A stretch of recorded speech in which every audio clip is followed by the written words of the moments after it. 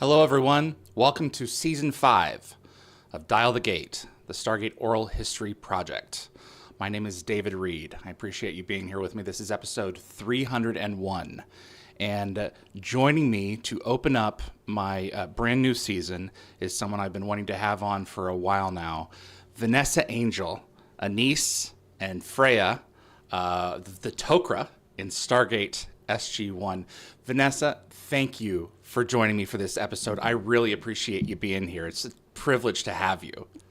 Thank you for having me. I love anything Stargate, so I'm so happy to be here talking about it. Are you surprised to have gotten my message? Or has Stargate kind of, in terms of your response from your fans, kind of been in your orbit ever since? Or was it like, oh yeah, that's right, I Yeah. did that show? Yes, well, interesting because it was 25 years ago. I I know. shot my 3 episodes in 2000. So like just to wrap my head around the fact that that was 25 years ago is kind of shocking. And actually, I really started to do Comic Cons and podcasts and interviews because of Stargate. I think I did my Really? first ever Comic Con in 2004. And so that really sort of introduced me, that show and the role really introduced me to sort of the whole world, this world. And yeah, it definitely it was very, very heavy in the early 2000s to probably like 2012. Stargate related Comic Cons and convention, whatever, were really popular. And then I would say that it sort of dropped off a little bit since then. But Yeah. no, I mean, I love it. I mean, it's such a brilliantly written show that I think people are sort of re-finding it now. So it's almost like open to a new audience, which is great. And I watched the episodes that you sent me because I haven't watched them in a long time, and it really holds up. Like you would never know that that was shot 25 years ago. I mean, No. I know the show went to 2007, but my episodes were in 2000, so Yeah, that's really right. You were in season cool. 4 for a 3 episode arc. Yes. And do you know the story of the MGM executive who led to your casting? Do you know this story? Well, it's Hank Cohen, right? I think it was Hank. Do you remember the Yes. line that he said that No. so I think it may have been Hank. But the executive actually appears. There were several. There it actually appears next season in an episode of Wormhole Extreme, actually repeating the line that he said in the lead up to season 4. He said, "You know what the show is really missing is a sexy female alien." And then enter you. You got the sexy, but also a brilliantly written character, one with complex layers. We I'm not sure how much you know about the Tok'ra. They are the same species as our great enemy, the Goa'uld, but they're Yes. philosophically different. But 2 years in, we're still not quite 100% sure about them. So it's kind of like, Yeah. are they going to stab us in the back? And you got to straddle that line. And I've really been looking forward to talking with you about that.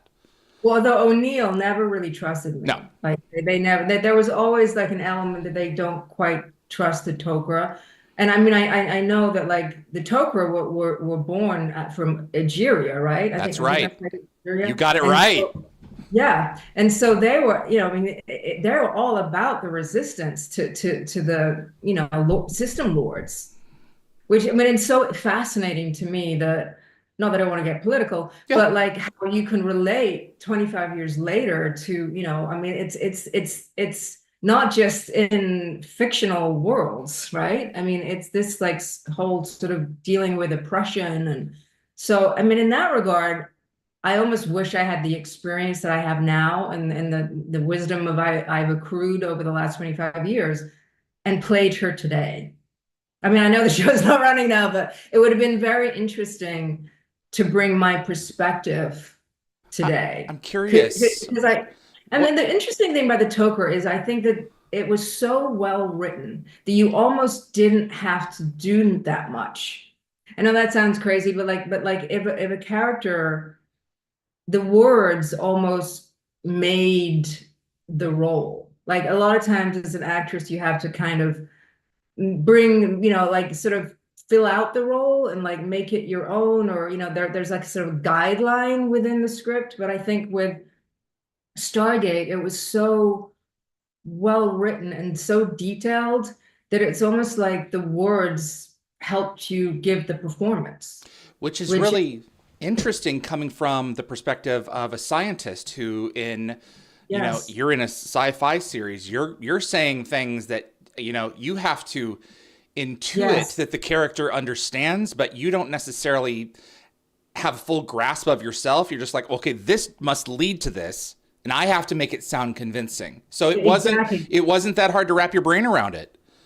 Oh, it was. I mean, like Oh, Anise particularly speaks very, scientifically. And I mean, it was very, very hard. I mean, probably, in all honesty, it was the hardest role I've ever played in terms of honoring the dialogue and honoring the words. I know I've just repeated myself, and it was literally like learning another language. And I know, like, it was interesting watching the shows again the other day. I didn't really feel like listening to it. It just felt like someone who spoke very intelligently and clearly and concisely and, with intelligence.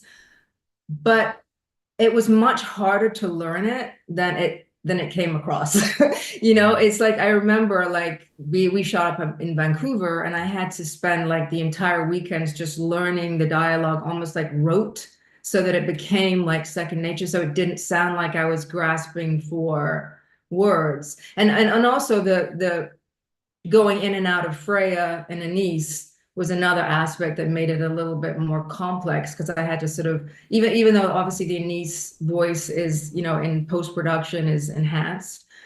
So so you're actually playing the role with your own voice, but there's a very different way of speaking between Freya and Anise. So it was a lot to do. It's a lot more challenging than I think people realize. well, that's the thing. You're juggling a number of different balls. Not only are you speaking not only technobabble but Tok'ra technobabble, Yeah. you have to balance these two entities. I want to speak a little bit into a little bit of that more as we proceed forward. But I want to ask you about your audition. Was this an Yes. audition or was this an offer? Yeah, no, it was very interesting actually, Yeah, because I remember meeting with Hank Cohen because it was MGM yeah. and Kingpin, which obviously was a few years earlier, had been an MGM project. And I know that they were wanted to bring this character into Stargate. And I think initially it was kind of brought in as a possible love interest for O'Neill.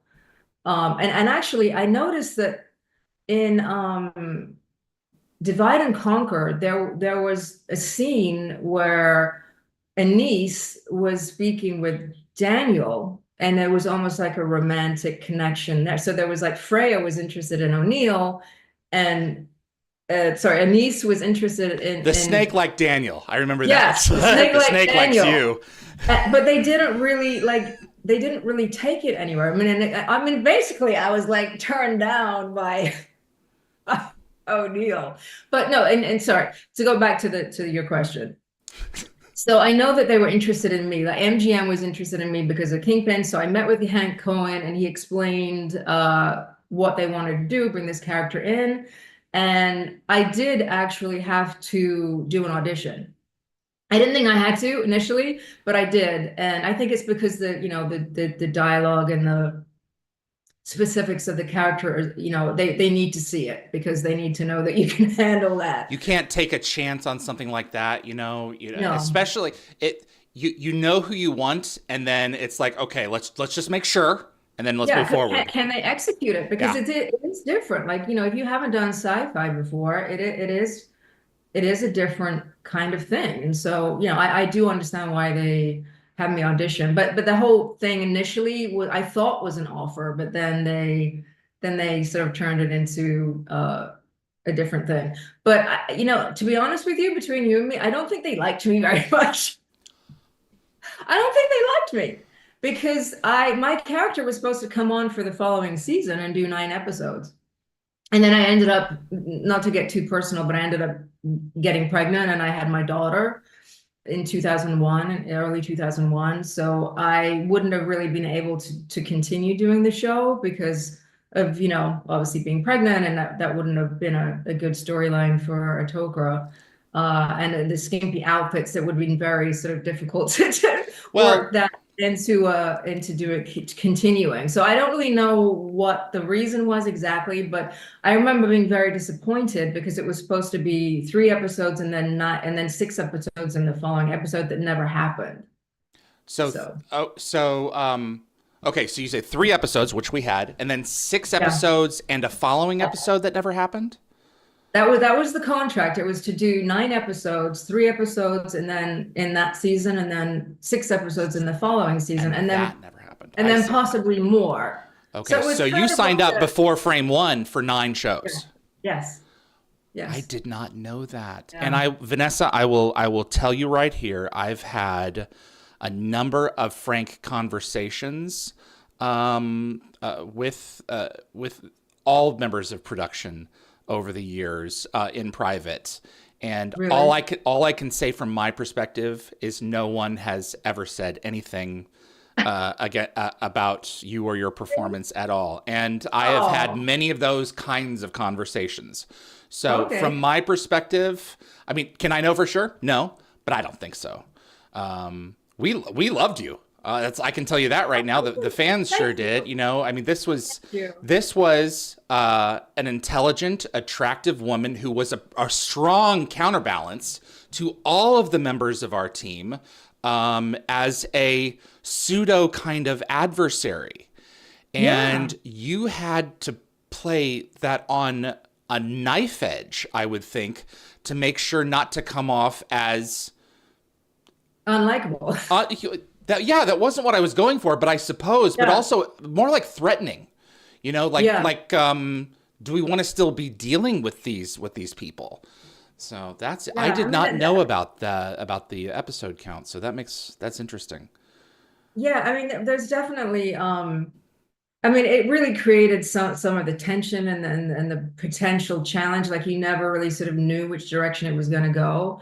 But I do, and I do love it was great to play a character that was sort of so, look, so sort of I didn't really mind what the reaction would be. Like I was so solid in my own character and what I needed for the greater good, I Right. believe. Uh, like even when I go to O'Neill's room when he's, and I basically, I mean, the fact that I took a chance to do that, Right. like, Yeah. I mean that that the was kind of character a bold did. Yeah, that's thing. really Yeah, I mean, presumptuous. the character, Well, the character. I'm here. You're over there. Let's say hello. Yeah, and it's there was something interestingly sort of bold and demure about her at the same time in that particular scene. Um, so she was great to play. I mean, outside of just the difficulty of learning the dialogue really well. And also what was so great about the show, the production quality was incredible. I Yeah. mean, the sets, those were all built sets, Yeah. I mean, and nowadays, I mean, I don't do really big high-end production stuff, you do on sound stages and stuff, but Sure. the last 10 years, I've really not done things on sound stages. It's like, on location or outside, or if it's on location, it's in a house that's standing or whatever.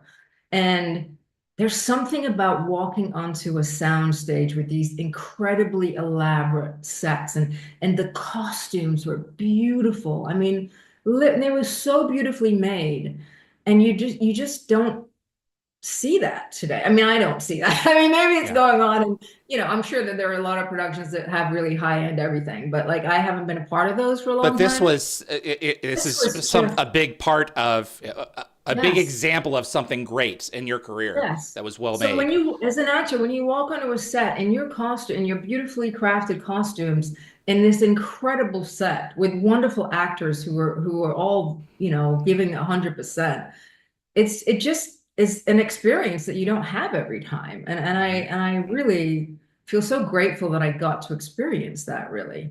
I want to dig into the counterbalance between these two beings a little bit here. You had the Tok'ra Anise, and then the human Freya. Yeah. I got the impression that Anise was much more of a harder edge and by the book. And then Freya would kind of come in and say, well, she's saying this. What she means is this. Here's the softer edge. A bit softer. Interestingly, when I actually played it, I kind of felt like, okay, Anise is like the left brain of me, and Freya is like the right brain. And I'm a very right brain person as a person, as Vanessa. So I kind of approached it almost like Anise is just is the more analytical, the more scientific, the more like less emotional, like more even keeled. That's just really no nonsense. And then Freya is, has a little bit more of the creative right brain kind of sensitive part of her. And it was interesting in Divide and Conquer. I think that I played Freya mostly in that episode. Yeah. And it's more I mean, I loved playing Anise, and the fact that she was very scientific, and I didn't really get much of a chance to play those kind of characters throughout my career. But there's something easier as a human to to sort of bring the little pieces of humanity that you would to a role, that like if you're very stoic and you're very sort of matter of fact, and it's not as easy to bring little nuances and little quirks and little things that make a character more appealing to an audience. Absolutely. I forgot to mention, everyone who's watching in the audience, if you're on YouTube, in the chat, you can submit questions to Vanessa. My mods are filtering them in to me, and I will be asking a few of them for the next 40 minutes or so. And I've like to start weaving some of those in now at this Sure. stage, if you don't mind. Raj Luthra wanted to know. He asks, what did you like and not like about working on SG-1? I would like to massage that in a way that, what do you feel was really successful? And what do you feel, I wish I could have taken another crack at that? Or this costume didn't work as, it was beautiful, but man, it was, awkward. Like. Well, yeah, the costumes were not comfortable. The costumes were not comfortable. Yeah. I mean, and especially the last one with those tie-ups, it literally took sort of 12 minutes to get out of it if you need to go to the bathroom or whatever, and you needed like help from the wardrobe department. So that aspect of it is also adds to the discomfort. But it's what, again, I sort of mentioned it earlier, but I think what's interesting for me now is that just because I'm 25 years more mature now, I wish I had that to bring to the role before. But obviously, if we could all do that, we'd be wise beyond our years. Well, let's drill into it. No, go ahead and finish your thought. So what was hard about doing that show was, I think, just the discipline of learning the dialogue, and I have to be honest, on set there was times where I would flub, and I wasn't used to doing that, and so that frustrated me. So when we're, because it's, you're doing television, you got to get like a lot of pages done in a day, and there's not a lot of room for error. So I would and I'm very hard on myself, and I was probably harder on myself back then because I was still newer in my career. And so, I wanted to do 100% the best I could. And so if I had a hard time with dialogue, I would be very hard on myself. And I don't think doing that is very productive if you're on a set. If I remember sort of staying, like beating myself and go, fuck shit. Oh, sorry. No, you're okay. You're okay. Like saying things like that when if I made a mistake, and then it kind of creates like tension around you. So that part of it, I'm being brutally honest here. No, I appreciate that. Yeah, I think we see a lot of blooper reels and special features and think, oh, they're just doing cut-ups if someone flubs the line. You've got 100 people standing around waiting for you to not only hit your mark physically, but verbally in order the exact same way every time for 2 or 3 takes, and that's all you've got. Then they have to move on. Exactly. You got like two takes. Hopefully you can do it in 2 takes. And if you can't, then I just felt like I was wasting people's time, or, the other actors. I was trying to be, respectful to everybody. And so my way of doing that was to beat myself up if I flubbed. And I'm not a flubber, usually I have a good control of the dialogue, but it just was particularly hard. So that part of it I regret. Like, I wish I think a more mature version of me would have like handled that aspect of it better. I mean, not that there was ever like yelling or, oh my, it was never like. No, but there's an internal frustration to perform. The internal frustration that I unfortunately allowed out sometimes. And I don't think that I wish I could go back and change that aspect of it now. And I just think, I would have, I mean, to be brutally honest with you, I had not really seen the show before I got the show. I mean, I'm not a mad sci-fi fan. I mean, I actually appreciate it more now. That's another aspect too. It's like, I wish I had more of an understanding of the sci-fi world and the creativity of that. You don't think it would have spooked you? Years ago. You don't think it, I apologize. You don't think it would have spooked you a little bit, getting all that information in? Or do you really think it would have informed you? Yeah. But what's really funny is, this is a little side story, but in 2006, my daughter started elementary school, and 2 of the girls in her year were the daughters of Jonathan Glassner, who was the co-founder of the show. And so Jonathan and I, like, we became friends for 7 years during elementary school. It was just so weird. Small world. And our kids were literally in the same class. So, and in those years, you do a lot of stuff as, parents, you're much more, involved in your kids' lives at that stage. So I would see Jonathan like all the time. And that was kind of interesting. And one incredibly brilliant man, just incredibly brilliant man. Absolutely. So that was sort of weird, because I never met him when we were on the show, because he'd returned to LA, who's still a consultant, I believe. But yeah, after his first 3 seasons, he went south again. So that's interesting. It's a very small world. Isn't it? Would you, you're talking about going back and changing certain behaviors.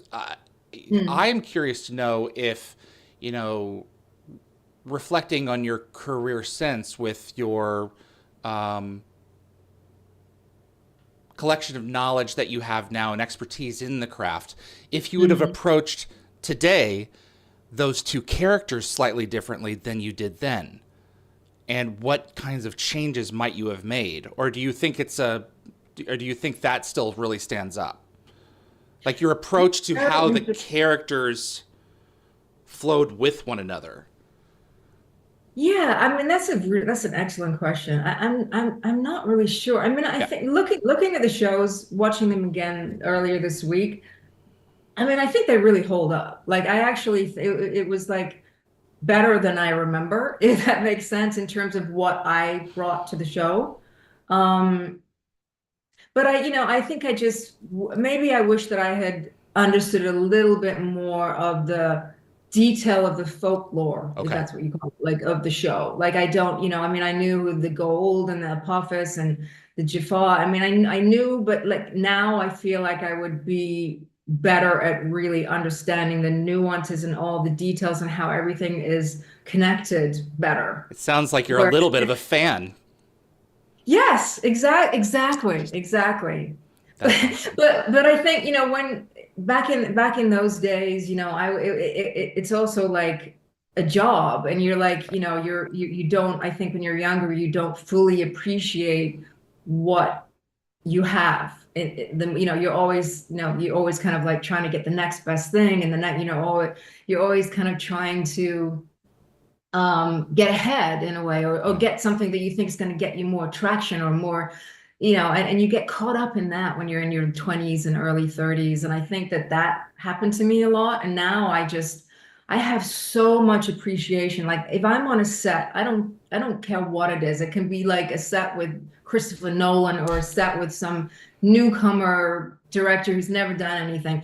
And I will bring the same amount of commitment to each now. Whereas before, I think the old version of me was just much more concerned with like, what can this do for me? Yeah, what's And the that, next thing as opposed to let's live in yes, the moment while we're that's, here.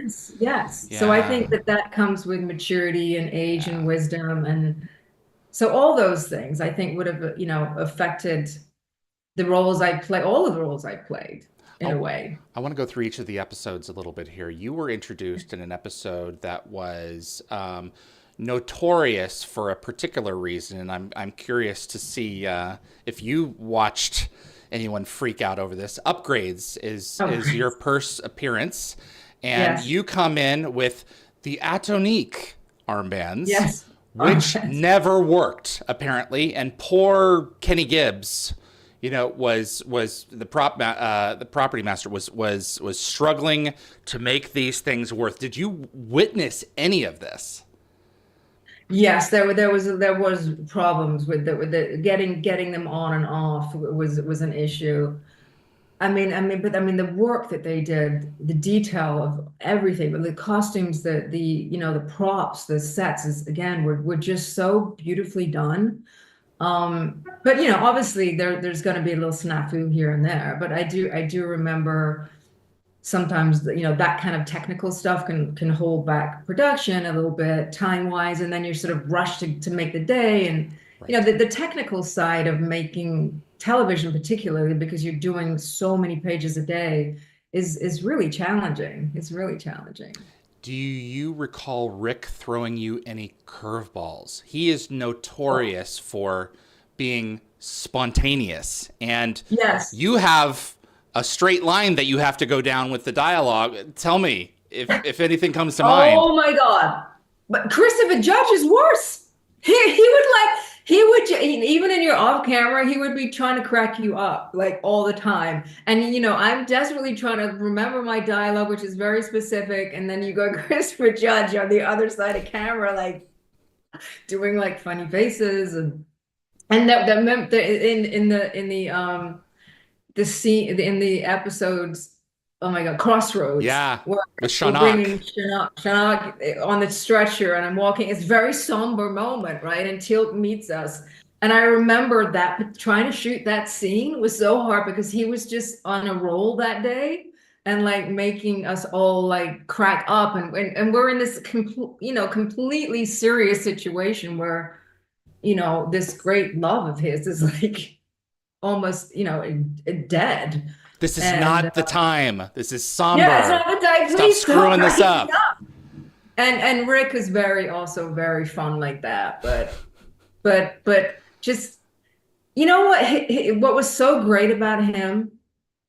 His energy is so lovely. He's such a beautiful human being that he Yes. brought his energy to the whole set. So it's very, to me, like whoever's number one on the call sheet, Sets the tone. whatever they bring the vibe in a sense That's right. to the whole show. So if you don't have a good number one, I'm telling you, it makes a very, very big difference. So he was just, not only is he brilliant, but he brought just the best energy on the set. We So whenever lost. he was on set, it was just always lighter and more joyful, and because you want to find moments of fun when it's because it kind of can get serious, when you're like trying to get this stuff done.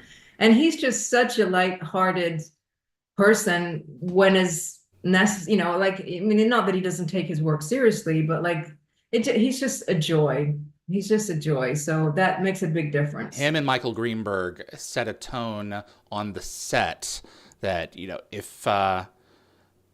if we can't enjoy what we're doing, it's not worth Right. doing. So there Yeah, are going to because be you're days spending that are 13 hard, but we'll do it. Yeah. You're spending 13 hours a day with, they become like your family, Mhm. especially if you're, doing years on a scripted show. You really like if you're spending 13 hours a day and you're not enjoying it, then what are you doing, Obviously there's going to be a day here and there where it's stress and something's going wrong or whatever, or somebody's having a bad day. That's just life. But like in general, if you can you can all kind of enjoy what you're doing, it makes you see that on the screen, I think. You really see what's going on underneath in the work, really. Perhaps my favorite scene of yours in Upgrades is one with you and Teryl and Don S. Davis, where Teryl, who's very much a mama bear when it comes to these personnel, Mhm. she says, "I object, to being kept in the dark on the condition of people whose health I am responsible for." Right. Do you remember that scene? Do you remember the intensity? Do you recall anything about Teryl and Don? Yeah, well, they were the more serious ones because I think, Rick and Michael Shanks and Christopher, there was more lightness, even though obviously the roles are serious, but I think with Don and with Terrell, it was just, they were always they were always sort of dealing with serious situations. So yeah, I mean, my memory of shooting that was, I mean, and I remember on Divide and Conquer, where I'm doing the trying to see if there's Zartax or not, and Zatarks, yeah. Yeah. they show Yeah. No, it's all good. It's Briggs gobbledygook. was like Xanax or something. Remember? Do we or do we not have a Xanax detector? That's so funny. That's such a Rick thing to do, right? Or O'Neill thing to do. That was very, that was sort of serious. So there, I mean, it depends. Like some days were more serious than others. But yeah, and anytime there was a scene with those two characters, it was more sort of by the book and like no nonsense. You are in the episode of Stargate that up until that point and for a few years after was considered the most polarizing episode of the show. People either loved it or they hated it. And Which one? that episode was Divide and Conquer because they kill Martouf at the end. Yeah. That was I'm getting goosebumps. that was a big deal, and I'm giving myself them now that I think about it. What was it like watching that story again a few days ago? It's Shooting my that, favorite episode. Yeah. yeah, okay. It was. I mean, just the title alone. Hello. I mean, that's a theme in history, right? That's a theme in history, and it's it was yeah it was heavy. It felt heavy when we were shooting that. I That's a remember heavy like show. yeah, it was a very heavy show. It really was, and it was my third show. It was the third of my series, and I remember filming where he gets shot, and JR is a wonderful person, by the way. I mean, literally every single person on that show was so wonderful. Like, because you part of the beauty of working on shows, especially more than where you're just not dropping in for one episode, you get to know these people, and they really do become like family. I mean, I was there, I think, for 5 weeks. So even in 5 weeks, you really sort of get close to these people, and it's. But I do remember, I remember filming that scene, and it was heavy. It was heavy.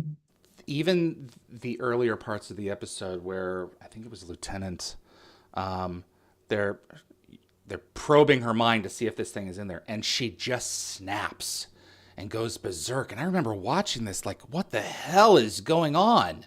This is a heck of an episode. And she murders herself right in front of you. And even Freya goes, no, it was Yeah, that was wild. I'm getting goosebumps just thinking about it. Yeah, no, I don't know. It's just to me like these kind of shows are just so much on a higher level than so much, that's I mean, I know there's great shows today, but like there was just something about Stargate that was really, really special. Really, really special. I sold And your I, Zatark detector. I did. That was cool. Man, the stuff that they were able to make, oh, and fabricate out of nothing. They had a huge fabrication department to make everything it was, from and I mean, and that stuff's all being lost, with AI. It's like there was just something beautiful about this group of humans getting together and creating, like, it's like art, like it was art, and I feel like that's getting lost, you know? It's getting, like I said, it's like walking onto a soundstage where their sets have been built by people, as opposed to, you know, I mean, I'm not completely against AI, but, and I know that in some, you know, bigger productions where things you just can't create you know, But by with people. we can't just They hand it can't. over to it. You know, we have to find a Yeah, but balance. there's something beautiful. I mean, Yeah. really, all those corridors, all those rooms were sets, you know? And that's just, and it is, yeah, it adds to everything, I think. And I miss that, you know, I miss that's going away.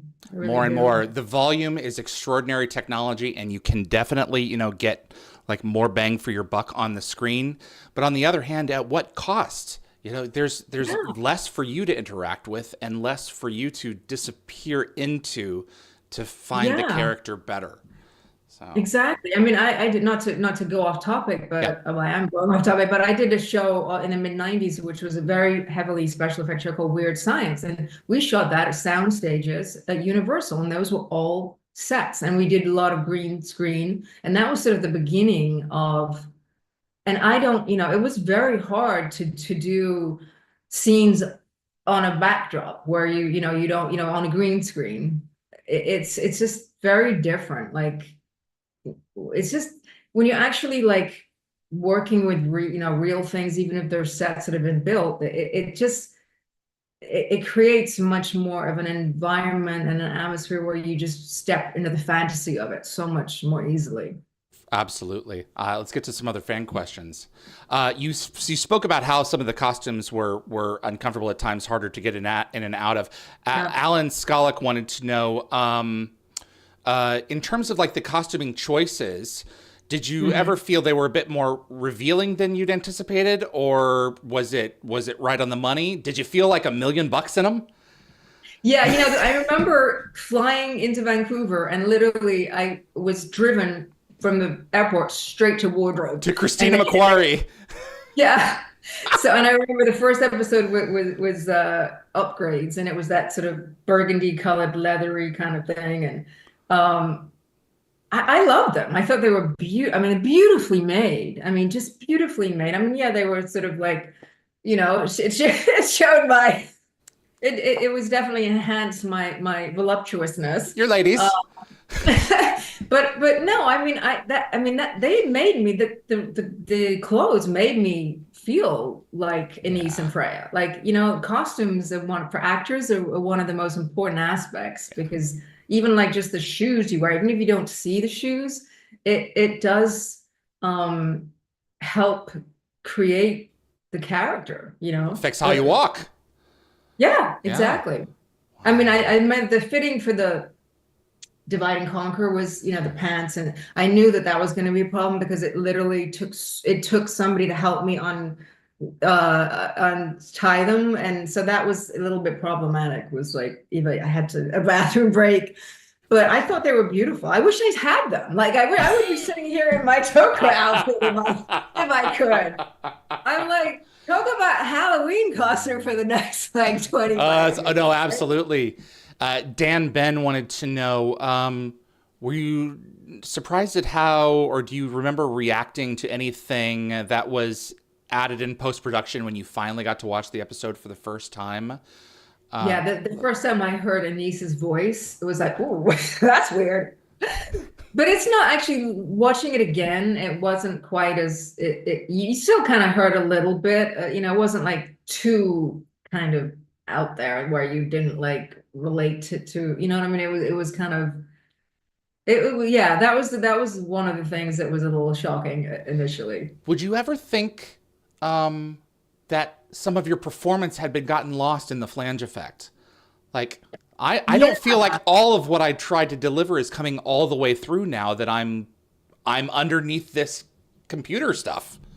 yeah. Well, actually, what I mean, and I remember when I was actually shooting it, I wasn't sure how much inflection to give Anise. Like, do I give, you know, because I wasn't really sure like how much they were going to do that with my voice. So I kind of tried to find a happy medium. Like I knew that like it was gonna be what it was gonna be with the post sound, but I also try to, because obviously your face and your eyes and everything is also, giving some indication and communication outside of the actual sound of the voice.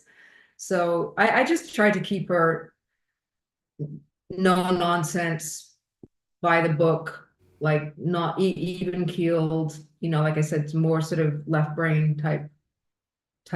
That's a great distinction. One's over here Yeah. and one's over here. Did you? I would. Did it say Anise or Freya in the script so you could go back and forth easily Yes. enough? Did you have to tie Yes. like a string around your? Okay, which one am I doing right now? Did you ever Yeah, and forget I which one remember you were? a few times I had to sort of go back and forth within Who am the I? scene. I'm Who am like, I? okay, and then so it was challenging. It's not, I'm sure you talk to other actors who play Tok'ras, and I'm sure that they have the same things to say, probably, right?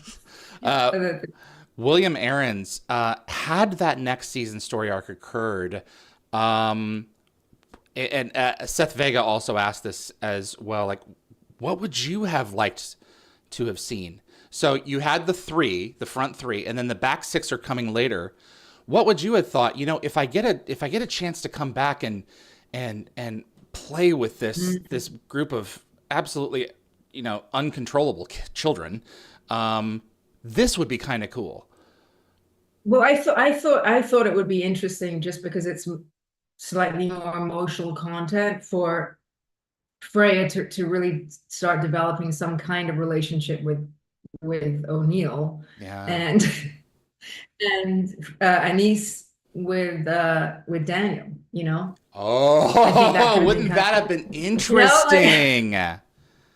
I mean, I know it's the sort of love interest thing. It was not that important, but I remember watching it again the other day. I realized that, but they had already clearly determined that Carter and O'Neill had feelings for each other, because that's basically the whole episode. Not the whole episode, but it's a very important part of that It's the episode, right? twist. It's That they the reveal that, like, oh my gosh, they actually have real feelings for each other. So that maybe makes sense why when I come to his chamber, right. he basically rejects me, He's right? occupied up here already by Yes, because he's occupied, his because I think situation. they both realize in that episode we have feelings for each other, Yeah. right? Yeah. Oh, So I I think do it think that would there be, was something there, but I think there was so much going on that I think ultimately it got lost in the other story elements, moving forward. yeah, there So was a lot of stuff going on in that episode, but I think that could have been kind of interesting, outside of just the general things that were happening in terms of the overall system lord problems and the different things that were going on on a bigger scale. this really makes me sad. I would have loved to have seen you come back, but at the same time, you had a bundle of joy in your life that I'm sure is an I amazing an did. amazing woman now, and Yes, she's 24 now, so wow, that's a pretty shows good that trade off, all things considered. she just turned 24 like 2 weeks Wow, ago. So aw, yeah, happy belated birthday. yeah, Wow. yeah. Um, So- Marcia Middleton, did you have any souvenirs or any Stargate stuff that you got to take with you? Anything at all? No, I wish. I wish. Come I on. mean, honestly, I would have loved to. I would love to get one of the outfits. I would have loved Right? that. I really would. That would have been. I mean, it's probably the most special outfit that, like, I've ever worn Yeah. in my career. So yeah, but no, I didn't get to really keep anything at all. Would you like a Zat gun? If I got you a replica Yes, Zat gun, would you take a Zat gun? I'll get yes. I'll get you a Zat. I'll get you a Zat gun. I'll be in touch. Give me some time. Give me some time. But there's some beautiful ones that I've come Oh, across, and I have a designer that I will take care of that. So you can display oh, it. you're so sweet. Absolutely. Thank Yeah. you. Um, anything going on that you want to make us aware of? Anything happening that we need to be keeping Well, our ear to the yeah. ground for? Well, I did a really fun movie a few months ago called The Roaring Game, and it's got a little bit of Kingpin vibe to it, and Mickey Rourke is in it, Oh, and a lot of William Forsythe and Eddie K. Thomas, and Darren Brooks is a great cast, and it's directed by a wonderful director called Tommy DeNucci, and it's about basically about curling, about curling, I and love curling. I love yeah, watching and curling. it's a really fun, heartfelt comedy along the lines of Kingpin, really. And I play a sports newscaster. Okay. And that was great. So that's going to be coming out. And I'm actually off to shoot a movie on the 6th in Nevada in the desert. Okay. And yeah, I've actually done a lot of movies in the last 3 years. I've done probably 12 movies. I've just been doing a lot of, independence. And that's really sort of seems to be where it's at for me right now. And like I said, earlier in the show, I just love the experience of meeting new people, collaborating. I'm just so grateful. Like I'm truly so grateful that I'm still doing this at my ripe old age. No, And come on. no, really, Yeah. I feel so blessed. And it doesn't really matter. I mean, would I like to do the White Lotus or some very high profile thing? Yes, I would. But I'm also really happy to go collaborate with a bunch of great people and just live that experience. It almost doesn't matter to me the outcome. Like I used to care so much about like the outcome of something, like how's this going to be and what's it going to do and how's it going to be received and is it going to help me? And now I don't really even think about that. Like if the material is interesting to me, if it's fun or different, or I'll go and yes, you hope that something great happens from it, but if it doesn't, I've had the experience of Wow. doing it, and that's more important to me now than how it's received or how I'm perceived or any of that stuff. You're a girl who counts her blessings. I really Absolutely. do. Like I'm genuinely, I mean, I really like I have so much gratitude. I wish I had the gratitude I had now, like back then. Woulda, shoulda, coulda. You have it now. What did you You get? know, No, you I have know, you very have much. you got a successful career. You're doing some interesting stuff. I really want to sit down and watch this Deadly Games. I saw the trailer for it. If Yeah, it's fun. It's fun. there's It's a fun and a beautiful, like I said earlier, it's a beautiful looking movie because it was shot in Cancun and there's beautiful girls in it, and and Gilles Marini, who I think the ladies will like. well, I think it's And so topical. We're yeah. all kind of so many of us who are online now are chasing this. I need a bigger number. On my social. Not enough people are looking at me, and I I I don't see that going away anytime soon. I see it getting worse. So I think it's good to share stories like that and kind of also make fun of ourselves a little bit in the process. Like, really, this is the story that we're gonna tell to portray this. Okay, here we go. So it's cool, right? Yeah, no, I mean, the premise of the movie is a competition to get the most like followers and like money from like yeah, from social media, and yeah. So it's a very relevant thing today. So it's actually quite a Absolutely. relevant movie in a way. What people are willing to do, to get attention. Last That's quite last question frightening. for you before I let you go. The uh, how has your experience with Stargate fans been over the years at various Wonderful. events? Okay. Honestly, David, the best. Like I'm actually going to do 3 Comic Cons in a few months through this year. I've got 4 actually coming up. I love the Stargate fans. They're always so interested and they're so curious and they're usually, very intelligent. And I love that they have this community. They have this community, and when you do a Comic-Con, you really get this sense that it's not just about meeting the actors or voiceover people, whoever they're coming to get autographs from. It's really their own community that Yeah. meet. They like to get together with it's just a beautiful way for people to come together who are like-minded or have similar interests, and we're just sort of the icing on the cake, you Right. know? That's right. They're there Yeah, and also to and be with that's each other. yes, I mean, and I love that. It's like I've really learned about community from doing Comic Cons, and especially the sci-fi ones. The ones I do now are more nostalgia, the sort of things I did in the 90s. But I used to do like I've gone to England to do specific Stargate conventions, and and you spend the whole weekend and you have dinner with the people. I mean, and it's just so great to be around people who truly appreciate and love something, and you can share that with them. It's really a genuinely beautiful thing. You created 3 episodes of some of the best of SG-1. This is my favorite season of the entire Really? franchise. Yeah, yeah. Really?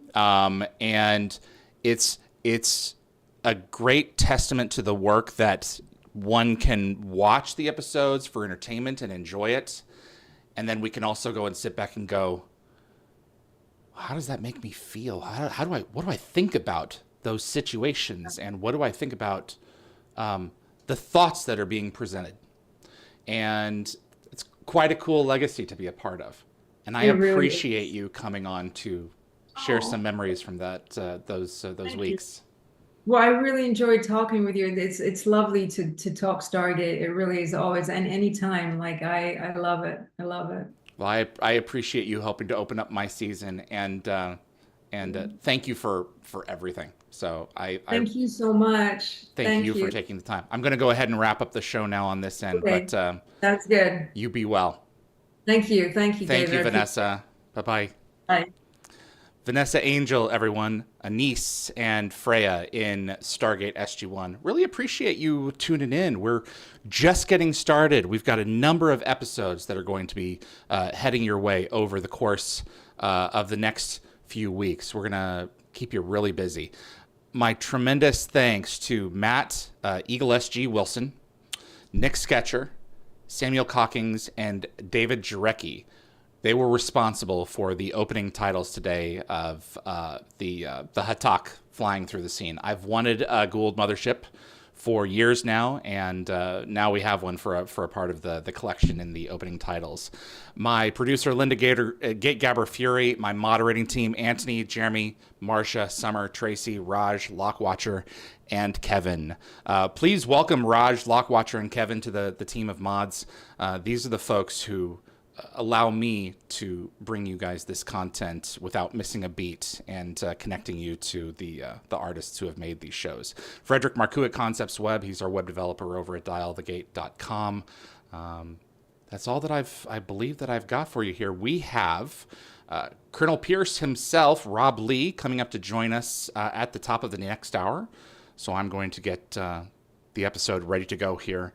We've got a number of shows this weekend, and so visit dialthegate.com for the complete details, and we'll see you on the other side.